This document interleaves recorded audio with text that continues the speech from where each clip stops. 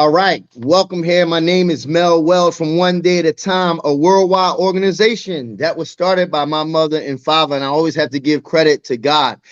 We do drug and alcohol work. We're going on 40 years of business. We actually have over 20 services. Our job is not to just focus on the individual, but the entire community, block by block, neighborhood by neighborhood, so we can take our whole city back. Today, I have Jamison Hicks here with me today. J-Man is my brother in Christ, but he also works with Hope Worldwide and One Day at a Time.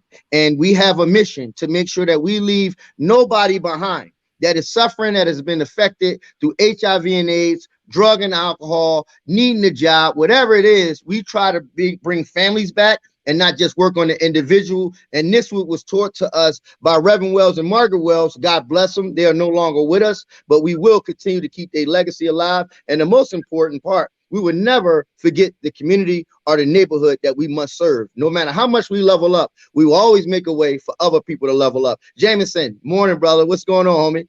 I'm doing well. I'm doing well. Thank you for having me here, man. Thank you. And a little bit about Jamison. Jamison is now, I believe Jamison's going on a couple years here in the city of Philadelphia. He has been making impact here in the city, right with North Philadelphia, but also he works out at the camp. He works out at a camp that's a part here in PA. And what they do, they help service, kids from the inner city.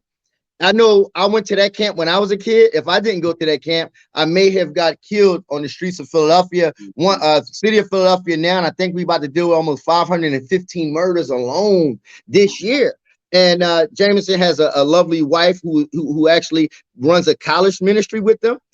With her, and they do a wonderful job. And so Jamison, for One Day at a Time and around for Hope as well, he is our family and community coordinator, but I like to actually call him our data person that actually looks at the data that is overlooked by some of the people maybe on a whole nother level.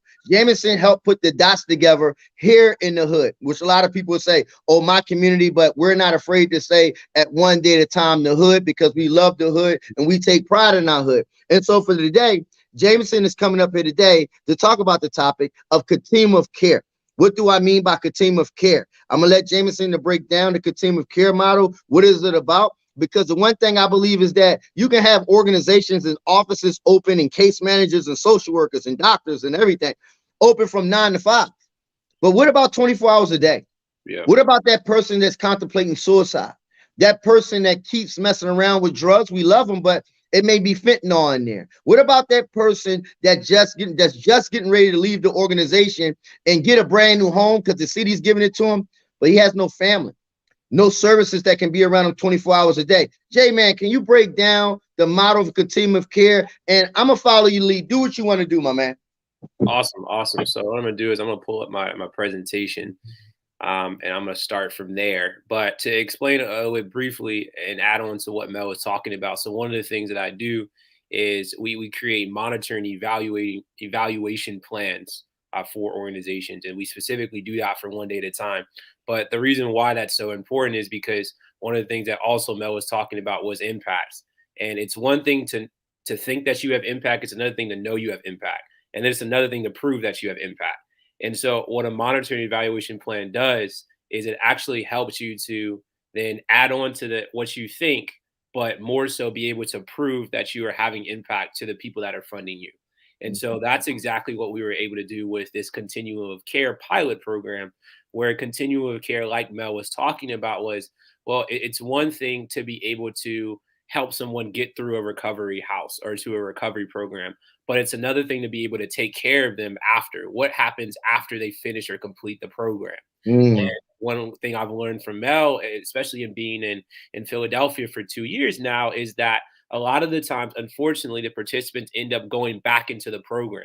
And so it's this continual cyclical process, when in actuality, what should happen is that there should be a process to take care of them after. And so thus, this is where this program evaluation was birthed. And so that when I say program evaluation, I think I'm actually talking about 3 different elements to simplify it. One is what's going well. So you just want to figure out what's actually working. The second one is what's not going well. And usually people think of that as a negative. It's really not. It's just simply lessons learned and opportunities for growth. And so you want to think about that. And then ultimately, you want to come to your third element or of the triad, which is just what should be changed. And so we're going to start off with what's actually working within the continuum of care pilot thing that we did, or pilot model that we did, or program that we did. And one of the first things that was actually working was cognitive development. And so the way that we were able to objectively measure that, and when I say objective, I just simply mean it's not based off an opinion. So you're going to hear me say objective and subjective indicators. Objective is not based off opinion. Subjective is based off an opinion. And so we were able to objectively look at cognitive development by measuring growth mindset. And so what is growth mindset? Well, if you have a growth mindset, that means that you're continually thinking that you can level up in your intellectual capability, basically. And a fixed mindset is the opposite, where you're going to remain in that fixed state in your mentality and you're not going to be able to grow. Another term that I've heard it be used in the city of Philadelphia is having a poverty mentality. And so that models that of more of a fixed mentality. But what we were able to find was that 55% of the program participants showed a very high growth mindset. And why is that important? Well, when you think about employment. So hold up, Jamison, if I could come in real quick. So Yep. you talking about the individuals. What individuals are you talking about? Because people can assume that we get talking about people who are on their feet. So what kind of individuals are we talking about that have that mindset? Yes. So the individuals that the recovery program actually assists and addresses. So individuals that have dealt with some type of addiction, or they've dealt with homelessness, or whatever their background is, but they've had to go through the OAS, so Office of Addiction Services program, and go through a recovery program to then get themselves back on their feet. So So you saying ex offenders, homeless population, anybody who's suffering or even being counted out. There's a way to be able to level up through your mindset, and there's an opportunity. Loving it, Jamison. Let's go. exactly. So people that would really be discounted, very much so. And so these people that are discounted, honestly, they're reflecting, because of this ODAP program, they're reflecting that 55% of them are showing this growth mindset. And why is that important? Well, going off of again what Mel was talking about, that is so important because when you think about employment, it's one thing to be able to get a job. It's another thing to be able to hold that job. But even after that, you don't want to remain in that one position, or at least that's what we think. Well, if you have a growth mindset, well, you're not going to want to remain in that position. You want to continue to end up achieving higher things than that position and ranking in stature. And so that's why the cognitive development is so important, because if you have that certain mindset and mentality, then you will be able to then grow further and further and further. And so 55% of them were objectively, not them, participants were objectively showing that. But subjectively, we looked at some indicators. So one was the possibility and likelihood of achieving your hope in the future. And so actually 77% of them, or 77 participants, showed a very high possibility of Awesome. I'm going to achieve that hope for the future. And so one, that shows that they have a hope for the future. And two, that shows that they see it as possible. So that Hold up, Jamison. You saying something huge here, because sometimes you can watch the news and the media, and a lot of people dictate that these people don't have hope. But from you doing the study, and we don't say even say participants, but all ODAT family members, you're telling me actually they do have hope. Over 77% of people see themselves better than what they are now. Yep, exactly. Amen. And Cool. what you're actually going to find in the news is more so the next part. But I think that this stuff is why we do an evaluation, why we do a monitoring evaluation plan, to be able to show what is actually happening in the community that we're serving, rather than what is mediaized or something, or mediatized or something like that. And so going from here, well, we've just simply looked at, okay, this is the mentality of achieving a hope for the future. Now, what are they actually doing to get there? Because it's one thing for me to say that I believe in something. It's another thing for me to show that I believe in it. And so how are they showing that they believe in this? The participant is showing, well, when I look at this next indicator of how many of the participants believe they can actually reach, or they're actually doing stuff to reach their goal, well, 88% of them are doing everything they can to actually reach that hope for the future. So you're not looking at just a mentality, you're looking at, are there actions backing up that mentality? Mm. And so what it shows is that for 88% of them, they are actually doing everything they can to get there. Wow. And Wow. so that shows that these participants are really going after and modeling that of a growth mindset because they're doing everything they can to get there. I'm excited. No, I'm just excited by you saying that because you're basically telling me that they're hungry for change Right. and to don't listen to the gossip in the air that these people are hungry to get their lives back together, right? Getting off of drugs, dealing with homelessness, but to even do better. And if we get better with them, we can get better with the city and the community. Please Right. continue. Very much so. So that is what's happening and going well with the Continuum of Care Pilot program for one day at a time. So what's not going well? What are some things that we can grow in? Well, let me start with the first area, first indicator of the housing status. So we looked at what is the housing status of all the participants. So 88% of them said that their housing status was of living in ODAP. And so that's not negative, that's a positive. But what happens after? And so 0% of the participants said that they had something that they were in the works of obtaining or attaining out of renting a unit or leasing a unit or being a home ownership. And Mhm, so that's that after piece. mhm, 0% are actually prepared to have their own housing following the completion of the program once they're no longer able to be in that one day at a time housing. mhm. And so that's something that we really need to grow in. And so that's the what is happening.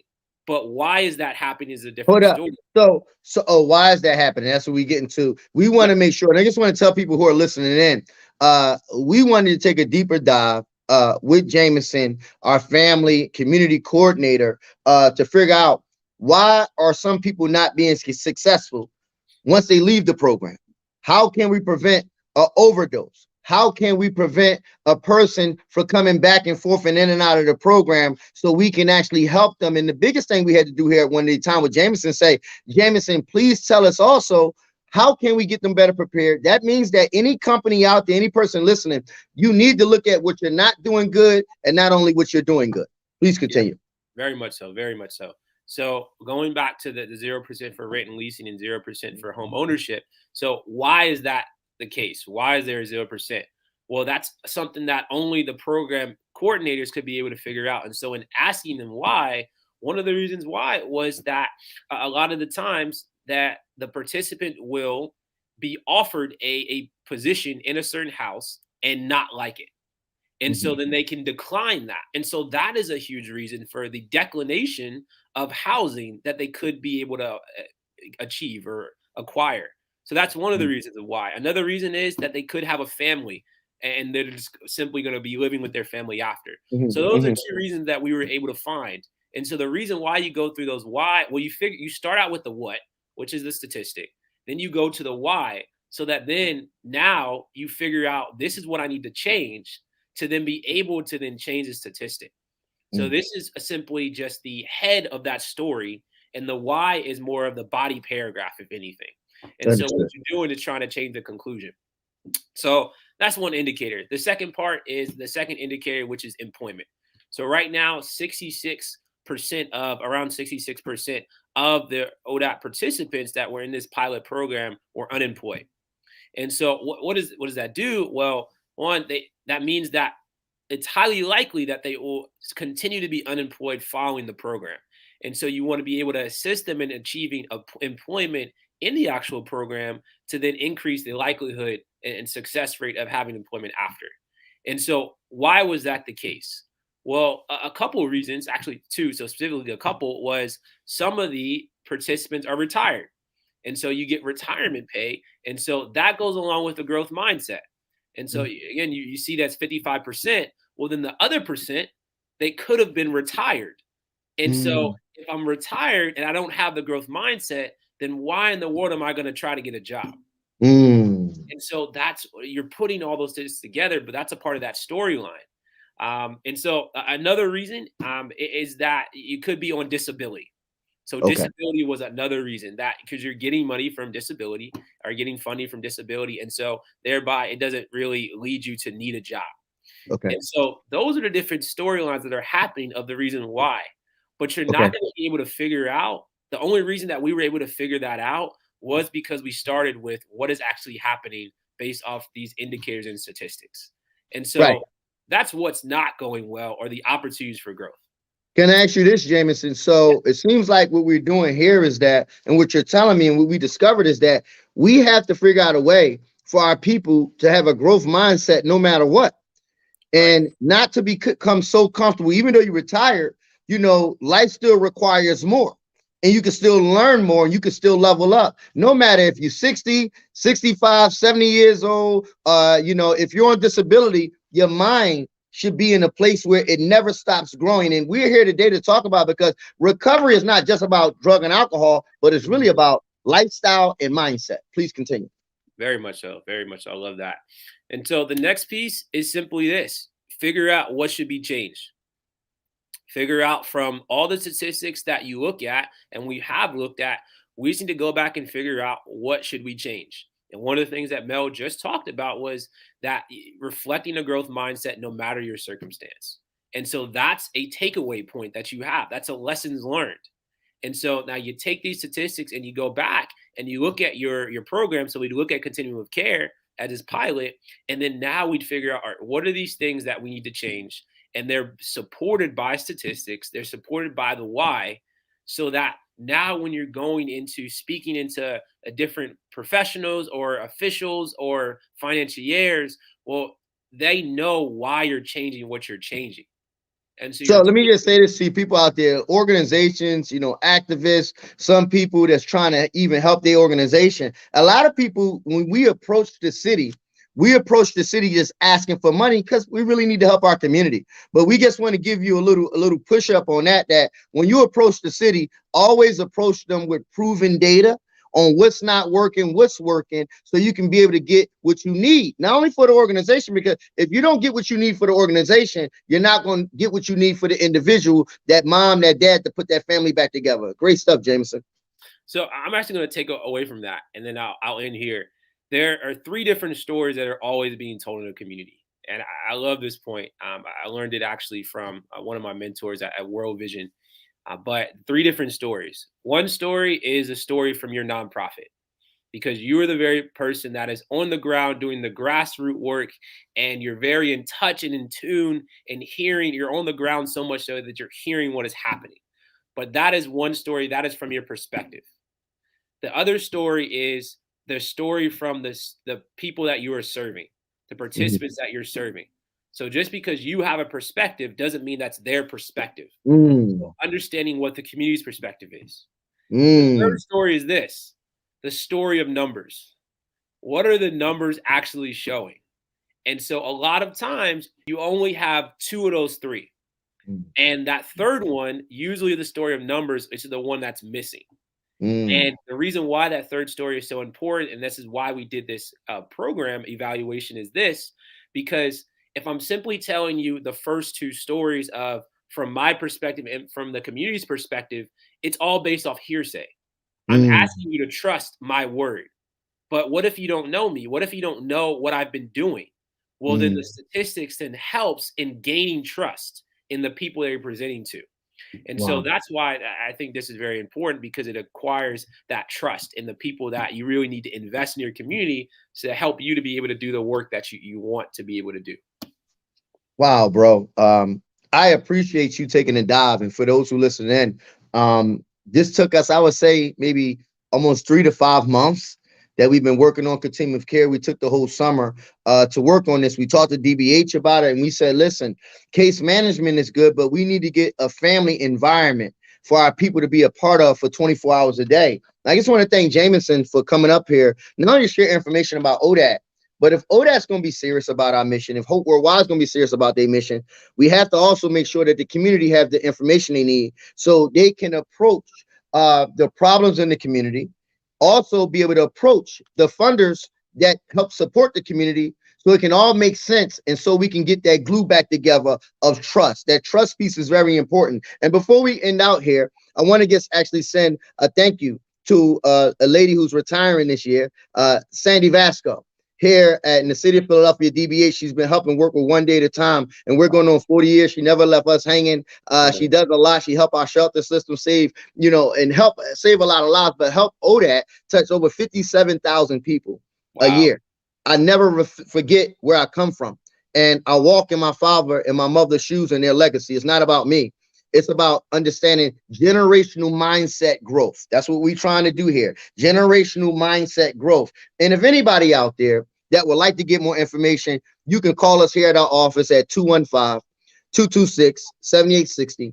215-226-7860. Maybe you just want to, talk to Jamison. You want to talk to me. We cool with talking to you. We don't need to get paid nothing. We just want to show you that we do care. Also, we want to just be able to thank our sponsors, the Urban Affairs Coalition, the City of Philadelphia, the Caring Foundation, IBX, AT&T, Local Union 57, Brown ShopRite. The list is endless. Senator Street, a lot of people, State Representative Malcolm, a lot of people love One Day at a Time, because we have to take time like this to gain their trust so we can continue to give back to the community. It's during the holiday season where the city of Philadelphia has an astronomical rate of homicides, over 500 people. We have a huge rate of overdose and deaths because of fentanyl. And me and Jamison end out with telling you that if nobody didn't tell you that they did care, we telling you that we do care. We're telling you that we do love you. We're telling you that anything is possible and God is still in the business of doing miracles. But please, family, try to stay safe with so much COVID, so much fentanyl and gun violence. Stay safe. Do I have any takeaway from you, Jamison? You ended up. What you thinking, bro? Honestly, I'm just really appreciative of this. But one thing I have learned from Mel, and he recently said this actually last week, is that it's not only about individuals going through recovery, it's a communal process. So if we're really going to tackle this, it's the city of Philadelphia going through a holistic type of a really recovery. And so no matter if I feel like I need recovery, it's not about me. It's about all of us. And so how I'm doing is equivalent to how somebody else is doing. And so if I'm really having that mentality, that means that, no, I'm not leaving anybody behind. And so this opportunity actually really helps me to be able to reflect that mindset. So I'm really grateful for that. I'm grateful for you, Jamison, for your wife. Me and my wife, we're grateful for y'all. Also, Jamison, he runs a college ministry. For those who trying to level up through their spiritual process, please reach out to us. I can't talk so much of the faith talk just under the nonprofit, but I can always refer you to Jamison to talk if you're trying to do some spiritual level up. Also, we just want to thank you for joining another session of Level Up. We're going to start calling these Level Up Mindset Growth Sessions. If you see what we're doing in our community, you see the impact we're doing. And if you like it, don't just look at the glory, come back, look at this video and study the story. Peace and blessings to everybody out there. I'll talk to you soon, Jamison, my man. And please stay safe, everybody. Holla back. Level Up. Be cool, guys. Gotcha. Holla back, man.